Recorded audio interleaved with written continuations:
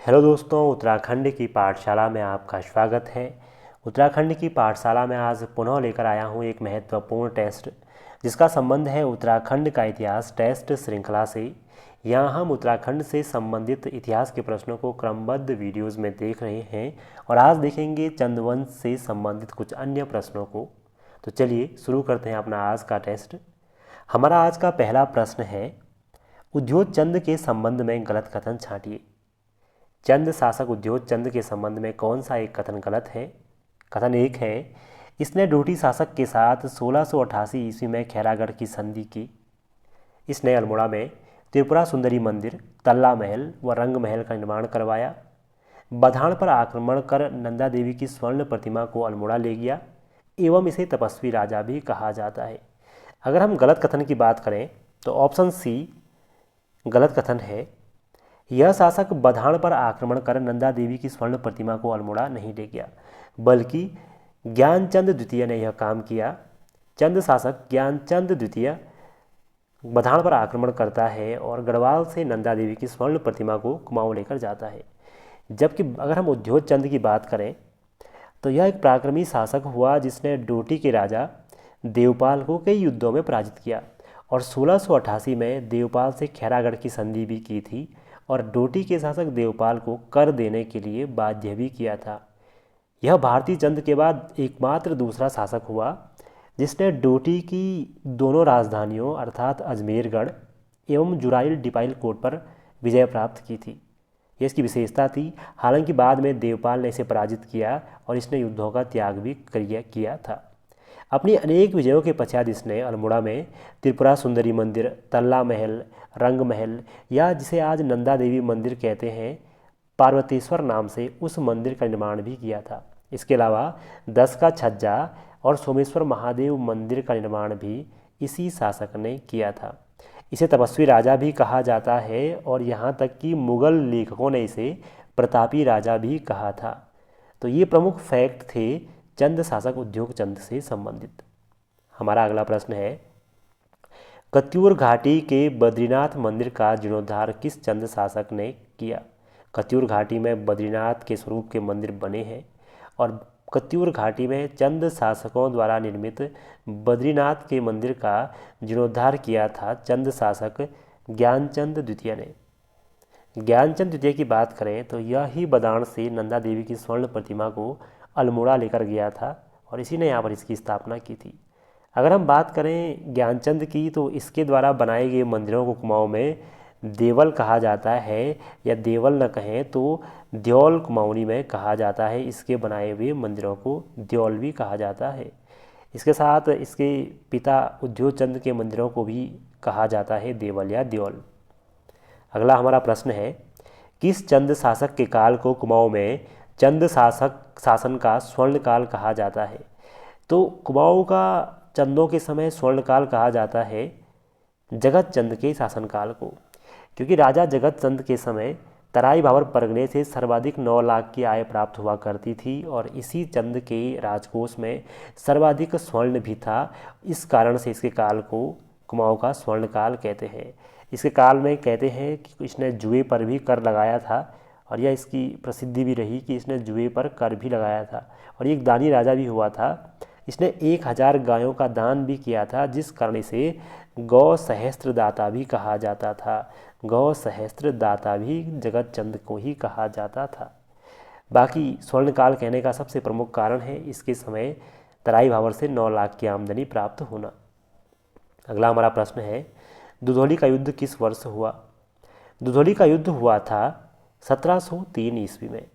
यह युद्ध हुआ था चंद शासक ज्ञानचंद द्वितीय और गढ़वाल के शासक फतेहपति शाह के मध्य। तो यह फतेहपति शाह और ज्ञानचंद के मध्य होने वाला प्रमुख युद्ध था, 1703 में हुआ था।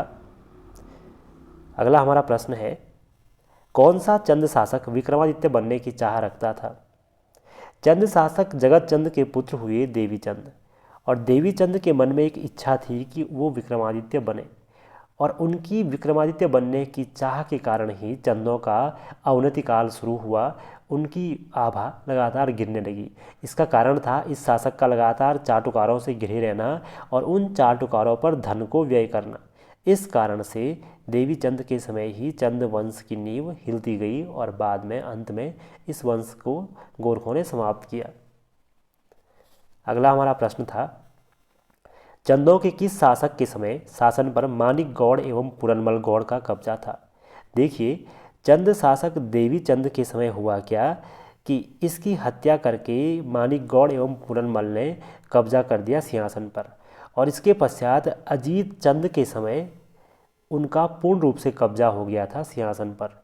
अजीत चंद को वह पीपली के राजा से उनके पुत्र पीपली के राजा के पुत्र अजीत चंद थे और उनसे मांग कर ये दोनों अजीत चंद को लाए थे जब चंदों की गद्दी खाली हो गई थी, और इनका इस समय शासन पर पूरा का पूरा कब्जा हुआ करता था।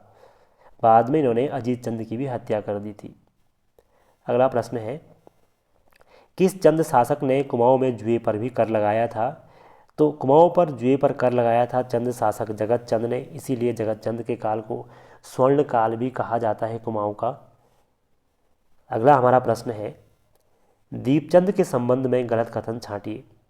अगर हम चंद शासक दीपचंद की बात करें तो उसके संबंध में गलत कथन क्या होगा? हैमिल्टन ने इसे गूंगा शासक कहा है, यह बिल्कुल सही है। शिवदेव जोशी इसका संरक्षक था, बिल्कुल सही है। इसके पिता कल्याण चंद चतुर्थ ने अपने दीवान शिवदेव जोशी को इसका संरक्षक नियुक्त किया था। इसके समय कटेहर अली मोहम्मद खान ने कुमाऊं पर आक्रमण किया, ऐसा बिल्कुल नहीं है। इसके अली मोहम्मद खां जो आक्रमणकारी था उसने 1740 के आसपास इसके पिता कल्याण चंद चतुर्थ के समय आक्रमण किया था कुमाऊं पर, और कुमाऊं में मंदिरों को तोड़ा था इस शासक ने, जिस कारण से गढ़वाल शासक प्रदीप शाह ने इस शासक की सहायता की थी और इसकी तरफ से युद्ध का हर्जाना भी दिया था ताकि इसके राज्य की सुरक्षा पुनः की जा सके कटिहारों से और पुनः वापस दिलाया जा सके इसका राज्य। पुनः चंदों को दिलाया भी था किसने? प्रदीप शाह ने। तो ये कल्याण चंद चतुर्थ पर आक्रमण हुआ था। और अगला जो फैक्ट है, जागेश्वर मंदिर के भीतर इस चंद की मूर्ति स्थापित है, यह बिल्कुल सही है। जागेश्वर मंदिर के अंदर दीपचंद की मूर्ति स्थापित है। इसके साथ साथ तिरुमल चंद की मूर्ति भी यहाँ पर स्थापित है। अगला हमारा प्रश्न है, बगवाली पोखर का युद्ध कब हुआ था? तो बगवाली पोखर के युद्ध की बात करें तो 1779 में बगवाली पोखर का युद्ध उस समय हुआ था जब चंदों के शासन पर मोहन चंद नाम के युवक ने या मोहन चंद नाम के शासक ने कब्जा किया। तो तब पूर्व शासक दीपचंद के जो पुत्र दीवान थे हर्षदेव जोशी, उनके आमंत्रण पर गढ़वाल के शासक ललित शाह ने आक्रमण किया था कुमाऊं पर, और उनका 1779 में मोहनचंद के साथ प्रसिद्ध युद्ध हुआ बगवाली पोखर का, जिसमें उन्होंने जीत प्राप्त की और अपने पुत्र प्रद्युमन शाह को कुमाऊं का शासक नियुक्त किया था मोहनचंद के स्थान पर। अगला हमारा प्रश्न है, कुमाऊं के किस चंद नरेश को मिट्टी का महादेव कहा जाता है? तो देखिए, हर्षदेव जोशी की बात करें तो वो लगातार जब कुमाऊं में शासकों को बदल रहे थे और अपने पसंद के शासक को सिंहासन पर बैठा रहे थे, तो उन्हीं ने मोहनचंद की हत्या करके उसे युद्ध में पराजित करके एक व्यक्ति को कुमाऊं का राजा बनाया जिसका नाम था शिवचंद, और शिवचंद को ही मिट्टी का महादेव कहा जाता है क्योंकि इस पर पूर्ण रूप से शिकंजा था हर्षदेव जोशी का। अगला हमारा प्रश्न है, कुमाऊं के सिंहासन पर बैठने वाले अंतिम चंद शासक कौन थे? तो कुमाऊं के सिंहासन पर बैठने वाले अंतिम चंद शासक थे चंद शासक महेंद्र चंद, जो बाद में महेंद्र चंद गोरखों के सामने पराजित हो गए। गोरखों ने इनकी हत्या कर दी थी अंतिम युद्ध में हवलबाग के। ये कहानी थी 1790 की। अगला हमारा प्रश्न है, चंद प्रशासन में राज्य को कर के रूप में दिया जाने वाला उपज का छठवां भाग क्या कहलाता था? तो चंद प्रशासन में या चंद में राजा को दिया जाने वाला जो कर का अनाज का छठवां भाग था उसे कहा जाता था गल्ला छहाड़ा। जबकि यदि हम बात करें कैनी की तो जो भूदास होते हैं, मजदूर होते हैं, उन्हें कैनी कहा जाता था। सिरती एक प्रकार का व्यापार कर था, और नेगी गरखा या परगने से छोटी इकाई में परगना अधिकारी को दिया जाने वाला एक कर था नेग। अगला हमारा प्रश्न है, चंदों के परगनों में पुराने एवं वर्तमान नामों के जोड़े से असुमेलित छांटिए। कौन सा नाम असुमेलित है? अगर हम बात करें काली कुमाऊँ की, तो काली कुमाऊँ को आज चंपावत कहा जाता है, बिल्कुल सही है। फालदा कोट अल्मोड़ा व नैनीताल के पास था, ये भी बिल्कुल सही है। पाली पछाऊँ कत्यूर घाटी को कहते हैं, जो गढ़वाल के पास स्थित है, ये भी बिल्कुल सही है। जबकि अगर हम बात करें सौर की, तो सौर पिथौरागढ़ को कहा जाता है, न कि डीडी हाट को। डीडी हाट को कहा जाता था सीरा।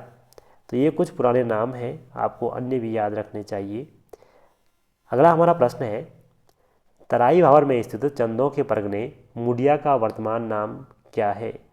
चंदों के जो परगने हुआ करते थे तराई भावर में, उसमें एक का नाम मुडिया था, जिसे वर्तमान में कहा जाता है बाजपुर। जबकि अगर हम बात करें किलपुरी, तो किलपुरी और रुद्रपुर उस समय हुआ करते थे बुक्सार, इन्हें बुक्सार पहले कहा जाता था। वहीं अगर हम बात करें नानक मत्ता की, तो नानक मत्ता को बख्शी कहा जाता था पहले, तो बाजपुर को मुडिया कहा जाता था। अगला हमारा प्रश्न है, चंद शासन में परगने का सैनिक कमांडर क्या कहलाता था?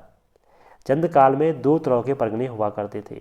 एक जो सामान्य नागरिक अधिकारी के अधीन हुआ करते थे, उन्हें सिकदार कहते थे, वहाँ के अधिकारी को सिकदार कहते थे, सामान्य नागरिक अधिकारी को।